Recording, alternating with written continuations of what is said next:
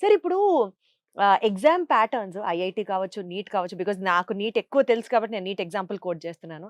Last 2 years back వరకు గూడా papers were like okay. Handle చేయొచ్చు. తర్వాత చాలా టఫ్ చేసేసారు పేపర్స్.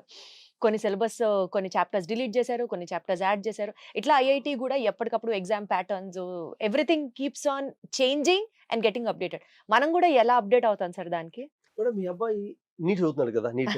మీ అబ్బాయితో మాట్లాడినప్పుడు మామూలుగా అడిగారనుకోండి. మీ అబ్బాయి ఏం చెప్తారంటే, అమ్మ ఇలా 2025 నీట్ ఎగ్జామ్ అనేది ఫిజిక్స్ బాగా టఫ్‌గా వచ్చిందని చెప్తాడు. టఫ్‌గా రావాలంటే ఏమైందండి మేడం యాక్చువల్లీ 2024 దాకా కూడా నీట్ ఎగ్జామ్ మొదలుపెట్టి ఫ్యూ ఇయర్స్ అయింది. స్లోగా పెంచుకుంటూ వచ్చారు లెవెల్‌ని. అంటే ఎన్‌సీఈఆర్‌టీస్ దాటి వెళ్ళట్లేదు. కాన్సెప్ట్స్ తనలో ఉన్నాయి. అప్లికేషన్ పెంచుతున్నారు. ఫిజిక్స్ ఏమైందంటే 2024 దాకా కూడా నీట్ ఎగ్జామ్‌లో సింగిల్ ఫార్ములా ఇచ్చేవాళ్ళు. ఈవెన్ కెమిస్ట్రీలో కూడా ఫిజికల్ కెమిస్ట్రీలో డైరెక్ట్ ఫార్ములా ఇచ్చేవాళ్ళు. దానివల్ల స్టూడెంట్స్ ఎలా ట్రైన్ అప్ అయ్యారంటే కాన్సెప్ట్స్ పక్కన పడేసి ఫార్ములానే బట్టి కూడా ఎగ్జామ్‌కి వచ్చేవాళ్ళు. ర్యాంక్ కొట్టేవాళ్ళు కూడా. దాన్ని బ్రేక్ చేయడం కోసం అంటే ఈ కోచింగ్ ఇన్‌స్టిట్యూట్స్ ఏవైతే ఫార్ములాస్ బట్టి పట్టి చేస్తున్నారో దాన్ని బ్రేక్ చేయడం కోసం కోచింగ్ ఇన్‌స్టిట్యూట్స్ అయినా, కాలేజెస్ అయినా కాన్సెప్ట్ అందజేయాలి అన్న దాని కోసం ఎన్‌టీఏ ఏం చేసిందంటే 2025 నీట్‌లో ఫిజిక్స్ పేపర్‌లో ప్రతి క్వెషన్‌ని 2-3 కాన్సెప్ట్స్ కలిపిచ్చింది. హ్మ్. అంటే సింగిల్ ఫార్ములా చేయలేం మనం. దీనికోసం ఎక్కువ కష్టపడాల్సిన అవసరం లేదు. తక్కువ కష్టపడాలి. అంటే కాన్సెప్ట్స్‌ని అర్థం చేసుకోవాలి. ప్రాబ్లమ్స్ ఎక్కువ ప్రాక్టీస్ చేయడం కాకుండా కాన్సెప్ట్ అర్థం చేసుకోవాలి. ఐఐటీయన్స్ కూడా ఆ పేపర్ చూసి తలబట్టుకున్నారు అని టాక్ వచ్చింది అప్పట్లేదా? ఆ! నిజమేనా సార్? అది నిజం కాదు మేడం యాక్చువల్‌గా. అది నిజం కాదు యాక్చువల్‌గా. ఆ పేపరు జేఈఈ మెయిన్స్‌లా ఏం లేదు. జేఈఈ మెయిన్స్ కన్నా కొంచెం సింపుల్‌గానే ఉంది చెప్పాలంటే. జేఈఈ అడ్వాన్స్‌తో కంపేర్ చేయలేముగా గానీ మెయిన్స్ కన్నా సింపుల్‌గా ఉంది. కానీ నీట్ పిల్లలు మ్యాథ్స్ కొంచెం వీక్‌గా ఉంటారు జనరల్‌గా.